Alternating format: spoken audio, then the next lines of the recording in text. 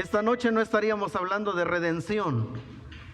Si nosotros quisiéramos mostrar compasión ante la vida de Jesús y quisiéramos quitar esta porción de las Escrituras, no estaríamos hablando de redención esta noche.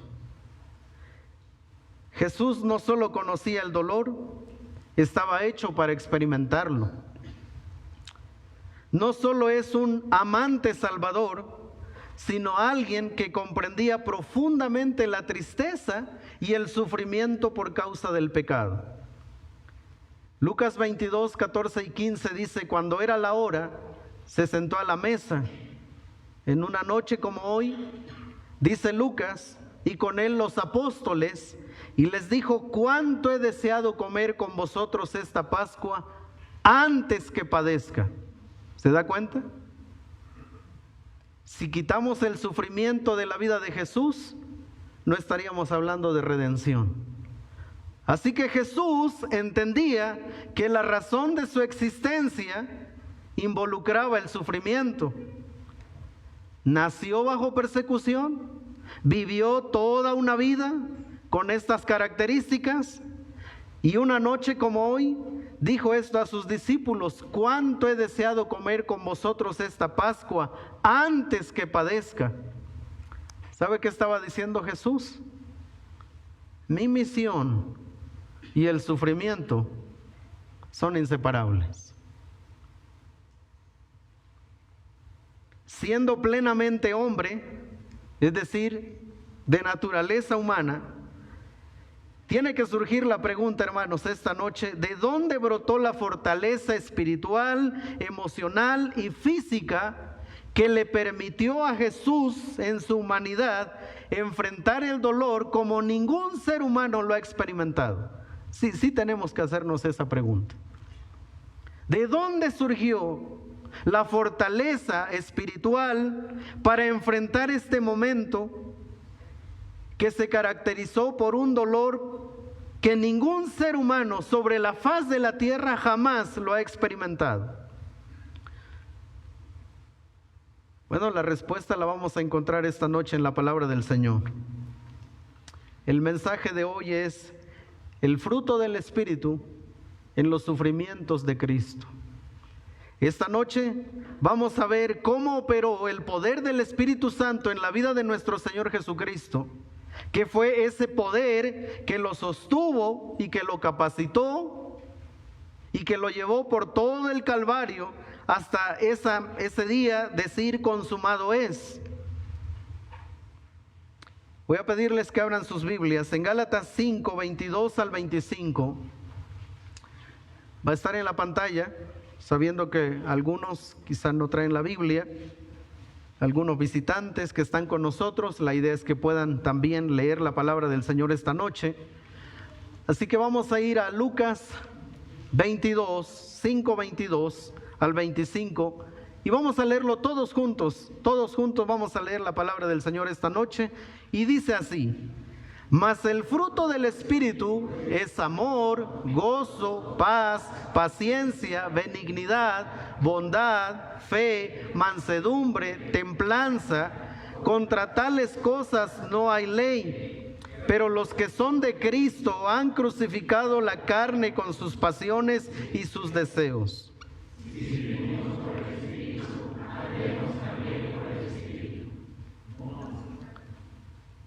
Si vivimos por el Espíritu, andemos también por el Espíritu. ¿Y qué significa esto? Bueno, el Señor Jesucristo nos los modeló aquella noche cruel. La forma en que Jesús afrontó el sufrimiento es un claro ejemplo de la manera en que el Espíritu actúa en la vida de los creyentes. Lo que nosotros vamos a estudiar esta noche no solo es los eventos de la pasión de Cristo. Mi intención esta noche es que podamos nosotros mirar cómo el poder del Espíritu Santo es todo suficiente, que nos capacita, nos sostiene y nos lleva de la mano para los acontecimientos que vivimos en nuestro día a día. Así que hoy no solo vamos a estar de espectadores. La intención es que esta noche podamos nosotros mirar los acontecimientos que llegan a nuestra vida y poder aprender de Jesús, nuestro gran Salvador. De manera natural, nosotros rechazamos el sufrimiento. De manera natural, nosotros evitamos todo aquello que nos cause incomodidad, dolor, pérdida. No estamos diseñados para eso. Nuestra naturaleza de manera natural nos lleva a evadirlos, a evitarlos. Pero lo que vamos a aprender esta noche es que hacer eso pospone nuestro crecimiento, detiene nuestro crecimiento, detiene nuestra madurez. Y entonces podemos pasar los próximos años de nuestra vida haciendo alusión a la edad espiritual, pero que no se ve reflejado en una madurez cristiana. Entonces solo descansamos en yo tengo 30 años de creyente, pero tu madurez espiritual no dice que tienes 30. Probablemente porque hemos pasado la vida evitando aquello que nos incomoda. Vamos a aprender de Jesús esta noche, que en el poder del Espíritu Santo fue de frente a la cruz, como un hombre consciente de que había nacido para eso se preparó, para eso dependió del Espíritu Santo, y llegado el momento dijo: cuánto he deseado comer con vosotros esta noche, porque después de esto lo que sigue es el cumplimiento de mi misión. Veamos entonces en primer lugar, hermanos, el primer fruto del Espíritu Santo en la vida de Jesús durante su sufrimiento: el amor. Mas el fruto del Espíritu es amor. El amor como fruto del Espíritu Santo. Esta clase de amor de la que hoy vamos a hablar en estos primeros minutos tiene su origen a partir de la relación del creyente con el Espíritu Santo. No estamos hablando de un amor que nace de las emociones. No estamos hablando de un amor que se origina en las circunstancias. No estamos hablando del amor tal cual nosotros lo conocemos con la perspectiva del mundo. Estamos hablando de un amor que tiene su origen a partir de la presencia del Espíritu Santo en la vida del creyente. Por eso es que llega a ser un amor que en obediencia a Dios puede ser llevado al límite de la comprensión y experiencia humana. Es decir, es un amor que ante los ojos humanos no tiene explicación, no tiene razón de ser. Este tipo de amor que produce el Espíritu Santo ante los ojos del mundo es una locura. ¿Cómo es posible que Jesús se sienta con sus discípulos aquella noche y de frente les dice: cuánto he esperado este momento? ¿Cómo es posible que estando Jesús en el huerto de Getsemaní aquella noche, después de haberle pedido a sus discípulos, a los 11 discípulos, Judas ya no estaba, pero después de haberle pedido a sus 11 discípulos que oraran con él porque estaba en profunda agonía, y después de que ellos fracasaron en esa misión espiritual, el Señor Jesús les dice: vénganse, vamos. Y va cara a cara a encontrarse a Judas y con el grupo que venía para capturarlo. Por eso digo que es un amor que en obediencia a Dios puede ser llevado al límite de la comprensión y experiencia humana. El amor como fruto del Espíritu Santo, esta clase de amor es guiada por las convicciones más que por los sentimientos. Este es el tipo de amor que produce el Espíritu Santo en el creyente. Es esa clase de amor. No es el amor romántico. No es ese amor circunstancial. No es ese amor que obedece a lo que yo siento. El amor que produce el Espíritu Santo en el creyente es un amor que se fundamenta en lo que sabes y no en lo que sientes. Veamos entonces a la luz de la palabra 3 cosas respecto a este amor. Número 1, transforma la actitud hacia las personas amadas. Vamos a Juan, por favor. Juan, capítulo 13. Vamos a estar usando las escrituras esta noche. Así que voy a pedirles que estén atentos a ella. Juan, capítulo 13, versos 1 al 5. Juan 13, 1 al 5. Esta clase de amor transforma la actitud hacia las personas amadas. Antes de la fiesta de la Pascua, sabiendo Jesús que su hora había llegado para que pasase de este mundo al Padre, como había amado a los suyos que estaban en el mundo, los amó hasta el fin. Y cuando cenaban, como el diablo ya había puesto en el corazón de Judas Iscariote, hijo de Simón, que le entregase, sabiendo Jesús que el Padre le había dado todas las cosas en las manos y que había salido de Dios y a Dios iba, se levantó de la cena y se quitó su manto y tomando una toalla se la ciñó. Luego puso agua en un lebrillo y comenzó a lavar los pies de los discípulos y a enjugarlos con la toalla con que estaba ceñido. Ahí estaba Judas. Ahí estaba Judas, el traidor. En realidad Judas ya había concretado su traición. Este es el momento en el que él solo estaba esperando el momento. Esta es la noche en la que Judas estaba listo. Él tenía los recursos ya en sus manos como pago por su traición, por entregar a Jesús. Sabiendo Jesús, esa es la diferencia. Sabiendo Jesús, lo que tú sabes, hermano, y lo que yo sé, cambia la perspectiva de las cosas que nos rodean. Es que no siento que yo los deba amar. Es que no siento, no me fluye. Ese no era el Jesús de esa noche. El Jesús de esa noche dice, sabiendo Jesús que el Padre le había dado todas las cosas, ¿sabe qué hizo? Dice el texto, que incluso Judas fue partícipe de ese amor hasta el final. Número 2, esta clase de amor que el Espíritu Santo produce en el creyente es paciente ante la inmadurez. Vamos a ir al Evangelio de Lucas, por favor. El Señor Jesús había pasado ya 3 años con sus discípulos. Había enseñado un bloque importante ya de la doctrina a los apóstoles. Le habían visto hacer milagros, le habían visto sanar, levantar muertos, le habían visto con poder sobre el mundo espiritual demoníaco.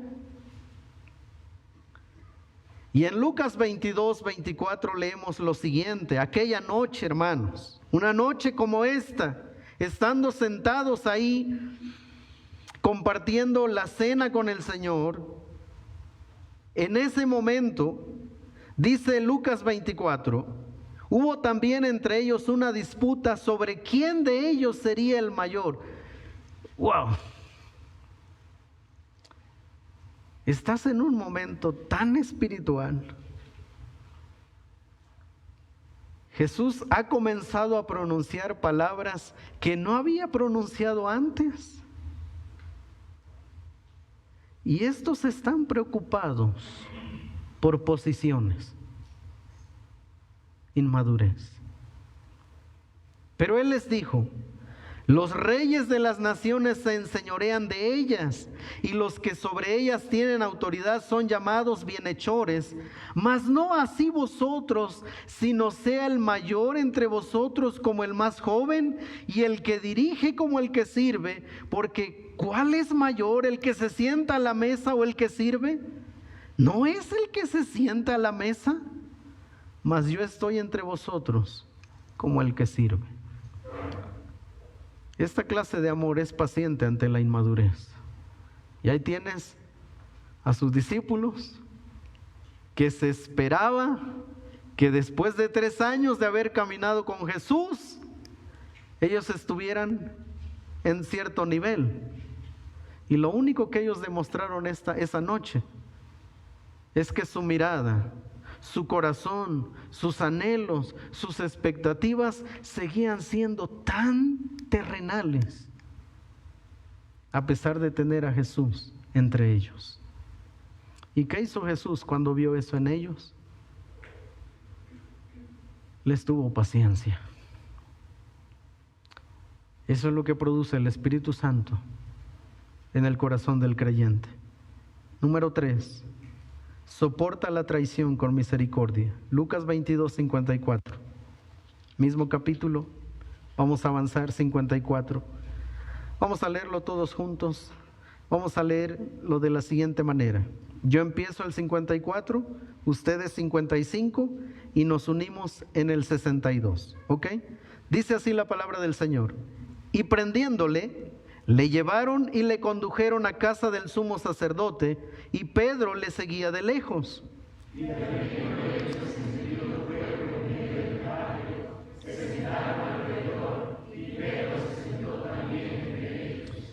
Pero una criada, al verle sentado al fuego, se fijó en él y dijo: también éste estaba con él.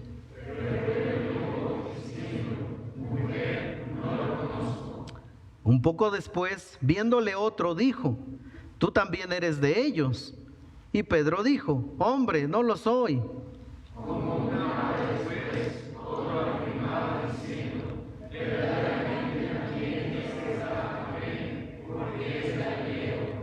Y Pedro dijo: hombre, no sé lo que dices. Y enseguida, mientras él todavía hablaba, el gallo cantó.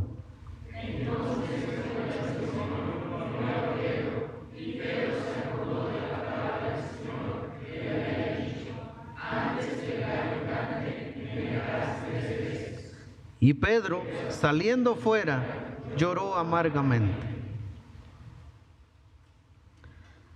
Si nosotros damos una leída muy rápida a este pasaje, vamos a pasar por alto algunos detalles muy interesantes. Y solo quiero llamar su atención a uno de muchos detalles, y es este. Entonces, vuelto el Señor, miró a Pedro.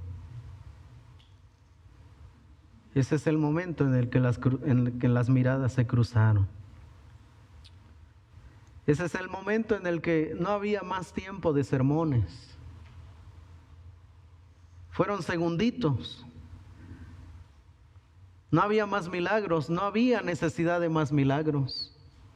No había necesidad de un sermón del monte. La sola mirada del Salvador quebrantó a Pedro. Pero yo estoy seguro que esa mirada no fue de condenación. Yo creo que esa mirada fue tan tierna, tan compasiva de Pedro. ¿Recuerdas que te lo había dicho? Por eso es que Pedro salió y lloró amargamente.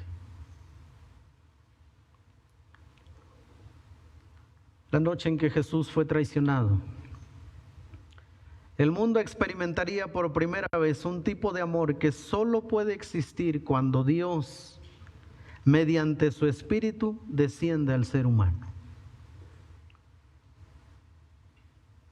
En nosotros, hermanos, en la naturaleza humana no existe esta clase de amor.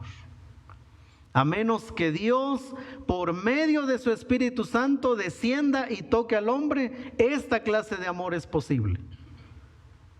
Ese amor no nace en el plano terrenal. Por eso nos resulta incomprensible, pero accesible para el creyente. Es incomprensible para los que no conocen a Cristo, pero es accesible para nosotros. En otras palabras, los creyentes podemos amar como Cristo, cosa inimaginable para el mundo. Por eso es que Él dijo: en esto conocerán que sois mis discípulos, si tuviereis amor los unos por los otros. ¿Sabe qué estaba diciendo? La manera en que yo los he amado es posible. Pastor, es que Él era Dios. Es que claro, es que, pastor, pues es que no es con el pastor. Si hay un argumento que se levanta contra la enseñanza de esta noche, no es conmigo, es con el que dijo: ámense como yo los he amado. La segunda característica, el segundo fruto que nosotros vemos: mas el fruto del Espíritu es amor, gozo. El gozo como fruto del Espíritu Santo, por supuesto, que tiene su origen a partir de la relación nuevamente del creyente con el Espíritu Santo. Aquí no estamos hablando de alegría, aquí estamos hablando de un estado inalterable. Es el gozo sustentado por el porvenir que Dios ha prometido a los que le aman. Y quiero puntualizar esto: es un estado inalterable. Y Jesús nos los va a mostrar en un momentito más que vayamos a las porciones. Pero esto otra vez es incomprensible para el mundo, porque el mundo se goza cuando las cosas están bien. El mundo se goza cuando la salud está bien. El mundo se goza cuando estamos de fiesta. El mundo se goza cuando hay ascensos. El mundo se goza por aquello que anhela tanto su corazón y se le llega a dar. Entonces el mundo experimenta gozo. Pero esta noche Jesús nos va a enseñar que justamente cuando recibes lo que no deseas, aún así, el gozo se puede mantener. Dos cosas respecto al gozo. El gozo constante tiene su fundamento en el conocimiento, en las convicciones, más que en las experiencias actuales. Y vamos a ir a Isaías, por favor.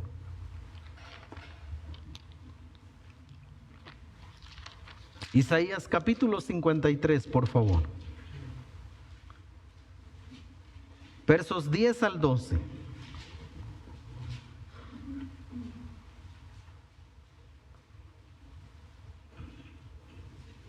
Vamos a hacer lo siguiente: comienzo el 10, los varones el 11 y las hermanas el 12. ¿Ok?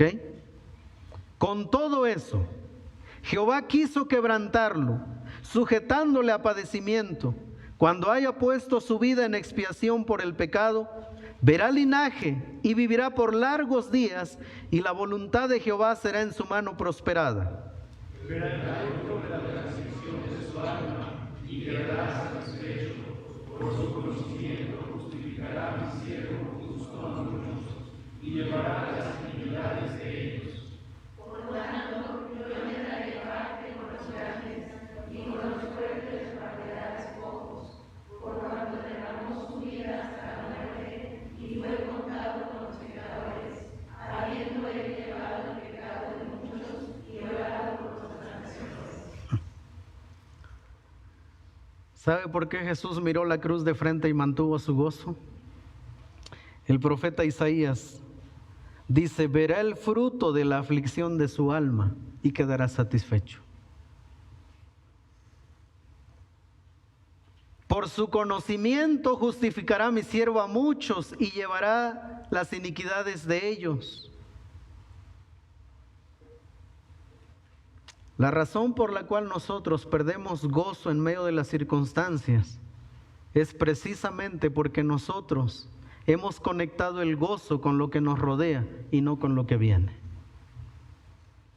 La razón por la cual nosotros perdemos gozo es porque sentamos nuestra identidad en lo que estamos viviendo en ese momento y no en lo que dice la Biblia que nosotros somos en Cristo. La razón por la cual nosotros perdemos gozo en medio del dolor y la adversidad es porque miramos eso y pensamos que es el túnel que nunca tiene salida. Pero todo túnel tiene salida. Algunos son más cortos otros son más largos.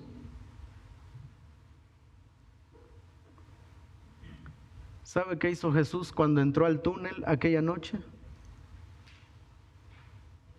Miró el fruto de la aflicción de su alma. ¿Sabe cuál es ese fruto? Usted y yo. Hombres y mujeres restaurados, perdonados y reconciliados con Dios el Padre por causa de su sufrimiento. Cuando Él vio eso, que de todas las naciones, pueblos, tribus y lenguas, reunidos ante el trono, cuando Él miró eso, entonces mantuvo su gozo y fue directo a la cruz. Número 2, el gozo y el dolor coexisten inevitablemente, hermanos. No hay manera de separar el dolor del cristianismo. Eso no existe. De hecho, el apóstol Pablo dijo en Filipenses que a nosotros se nos había concedido participar de las aflicciones de Cristo. Sin embargo, el dolor es temporal y es terrenal, generado por las circunstancias. En cambio, el gozo surge de una relación con Jesús. Y vamos a ir a Juan, por favor. Vamos a regresar al Nuevo Testamento. Juan capítulo 16.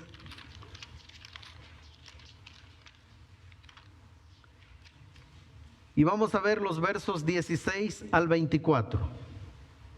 Juan 16 al 24. Todavía un poco y no me veréis, y de nuevo un poco y me veréis, porque yo voy al Padre. Entonces se dijeron algunos de sus discípulos unos a otros: ¿qué es esto que nos dice todavía un poco y no me veréis, y de nuevo un poco y me veréis, y porque yo voy al Padre? Decían pues: ¿qué quiere decir con todavía un poco? No entendemos lo que habla. Jesús conoció que querían preguntarle y les dijo: ¿Preguntáis entre vosotros acerca de esto que dije, todavía un poco y no me veréis, y de nuevo un poco y me veréis? De cierto os digo que vosotros lloraréis y lamentaréis, y el mundo se alegrará, pero aunque vosotros estéis tristes, vuestra tristeza se convertirá en gozo. La mujer, cuando da a luz, tiene dolor, porque ha llegado su hora, pero después que ha dado a luz un niño, ya no se acuerda de la angustia, por el gozo de que haya nacido un hombre en el mundo. También vosotros ahora tenéis tristeza, pero os volveré a ver, y se gozará vuestro corazón, y nadie os quitará vuestro gozo. En aquel día no me preguntaréis nada. De cierto os digo que todo cuanto pidiereis al Padre en mi nombre os lo dará. Hasta ahora nada habéis pedido en mi nombre. Pedid y recibiréis, para que vuestro gozo sea cumplido. El gozo no es circunstancial, el gozo es relacional. El gozo de Jesús se fundamentó en el fruto que su sufrimiento produciría: la reconciliación con Dios. ¿Sabes por qué nosotros perdemos el gozo en momentos de adversidad?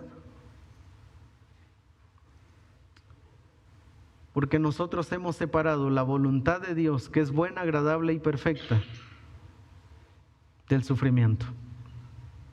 Nosotros hemos asociado la voluntad buena de Dios con nuestro bienestar. Si Dios es bueno, me deben pasar cosas buenas. Si la voluntad de Dios es agradable, yo no debería tener conflicto en aceptarla. Pero resulta que la voluntad de Dios y la mía no siempre se encuentran en el mismo camino. ¿Y sabes qué hace? Él va por la mía y la pone en el riel. Nunca es al revés. Nunca es yo voy por su voluntad y la pongo en mi riel. Jamás. Es Él va por mi voluntad y la coloca donde debe ir. de acuerdo con su voluntad. El gozo trasciende las circunstancias. Esto implica los momentos más oscuros de nuestra vida. Sin embargo, el gozo es como el riel que nos guía y sostiene de la misma manera que un vagón. Un vagón solo tiene que estar en el riel, nada más. Eso es todo.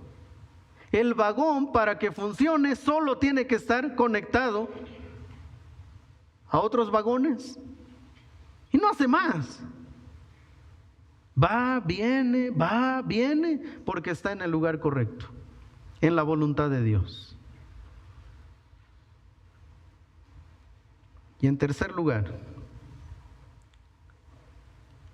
mas el fruto del Espíritu es amor, gozo, paz. La paz como fruto del Espíritu Santo, otra vez, tiene su origen a partir de la relación del creyente con el Espíritu Santo. Porque la paz de allá afuera, la paz del mundo es circunstancial. La paz del mundo es momentánea, es temporal, es fugaz. La paz del mundo tiene que ver con elementos como si estamos bien de salud, hay paz. Si las finanzas quizá no están del todo bien, pero tampoco están mal, bueno, tenemos paz. Pero cuando eso se altera, adiós paz. Y entonces comenzamos, ¿verdad? Las 2 de la mañana, las 3 de la mañana, y estamos con los ojos así. Y ahí te das cuenta que lo que tú tenías no era paz. Eirene, la palabra griega para paz. Totalidad y bienestar, especialmente mediante la restauración de las relaciones entre Dios y los seres humanos. Y aquí, hermanos, vamos a ir aterrizando. La paz de Jesús es de saber que Él estaba en correcta relación con Dios, a pesar de la crueldad que Él iba a experimentar a partir de ese momento.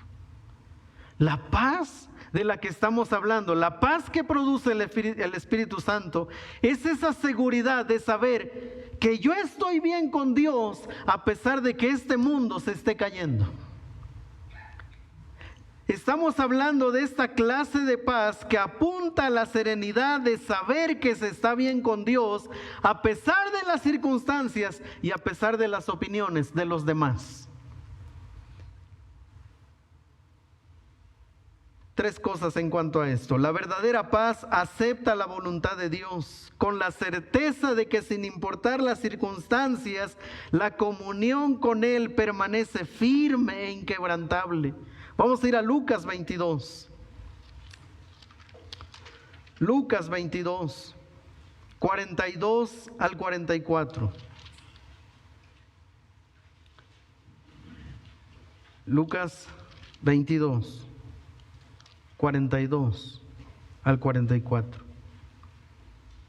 Es el momento en el que esa noche él estaba orando en el huerto de Getsemaní y dijo: Padre, si quieres.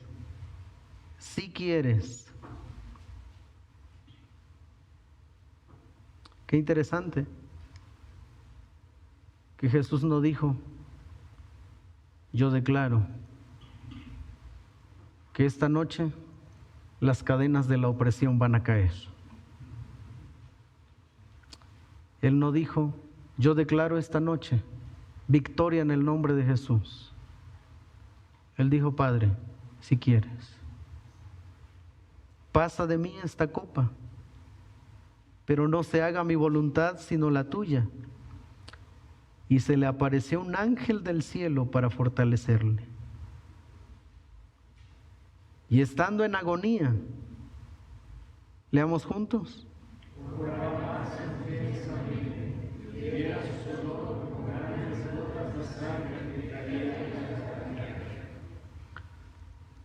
Más oración, más presión.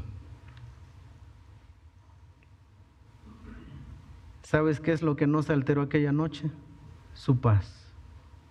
Sabía quién era. Sabía que había nacido para ese momento.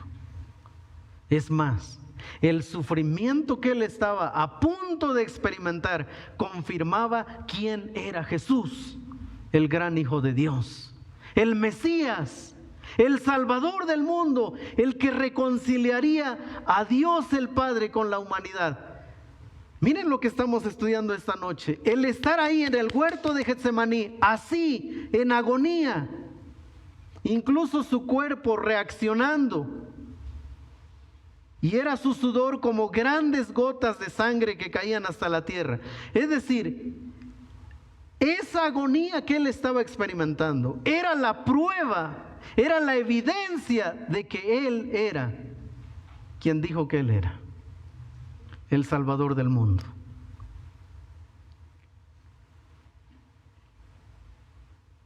Número 2. La paz funciona como salvaguarda de la identidad. Vamos a ir a Mateo. Mateo capítulo 26, 57.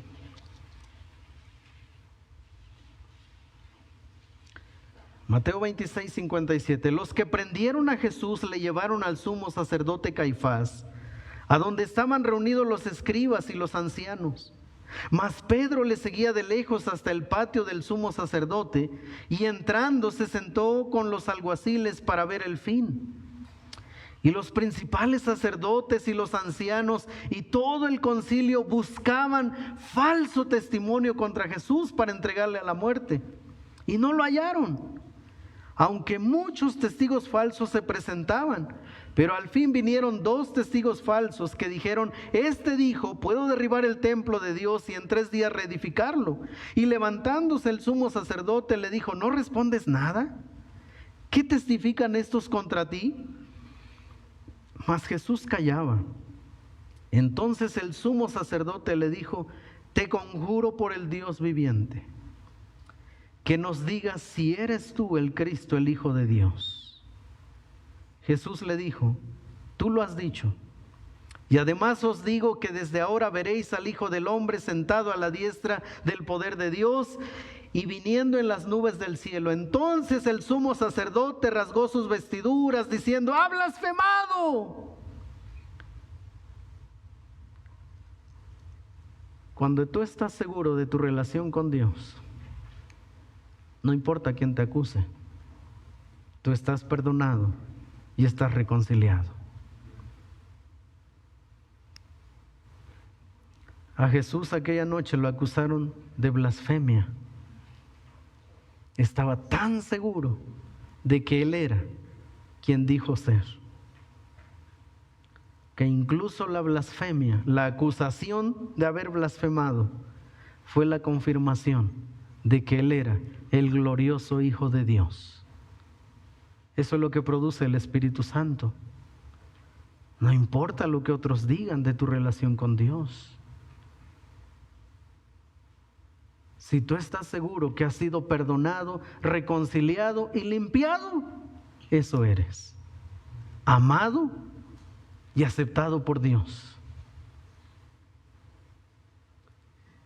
Así que no hay por qué depender de las opiniones de los demás. Y finalmente esta clase de paz es transferible por medio de una relación personal con Jesús. Porque no estamos hablando, vamos a ir a Juan, porque no estamos hablando de una paz ajena al creyente.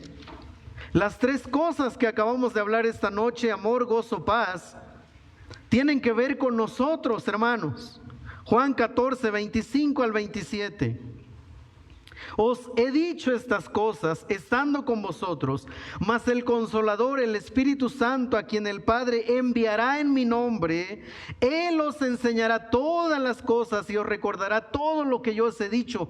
La paz os dejo, mi paz os doy. Yo no os la doy como el mundo la da. No se turbe vuestro corazón, ni tenga miedo. Y Él se los iba a modelar aquella noche en medio de la crueldad humana. Cuando Jesús les dijo, no se turbe su corazón, como el mío no será turbado esta noche, y no tengan miedo, como yo no tendré miedo esta noche. Pero esa paz que yo tengo, dijo Jesús, es para ustedes también. La paz os dejo, mi paz os doy. Yo no os la doy como el mundo la da. ¿Sabe cómo la da el mundo? Él estaba haciendo referencia a la Pax Romana.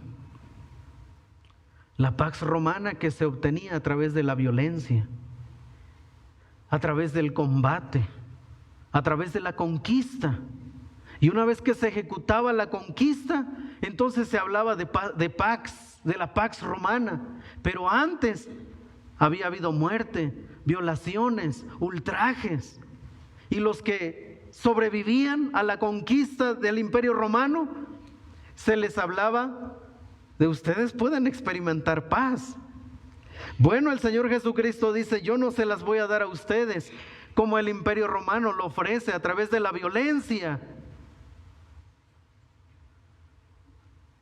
Les voy a otorgar mi paz a través de una muerte, y esa muerte es mía.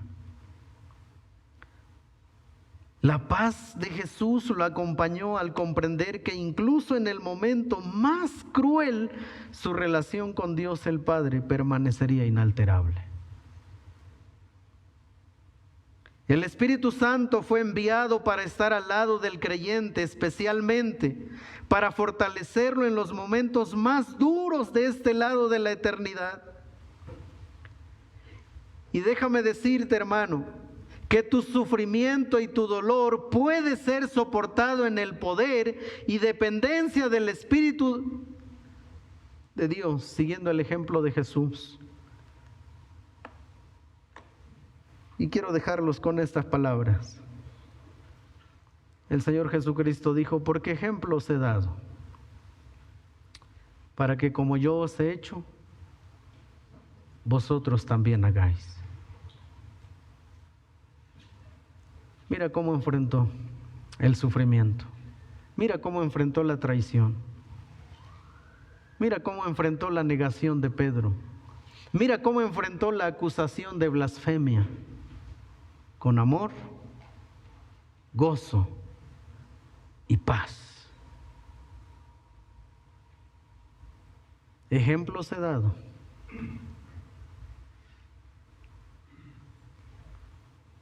La próxima vez que sientas que Dios te ha abandonado, que Dios no conoce tu dolor, que Dios no comprende tu situación, regresa a esta enseñanza. Amor, gozo y paz. Los frutos, el fruto del Espíritu Santo en los sufrimientos de Cristo.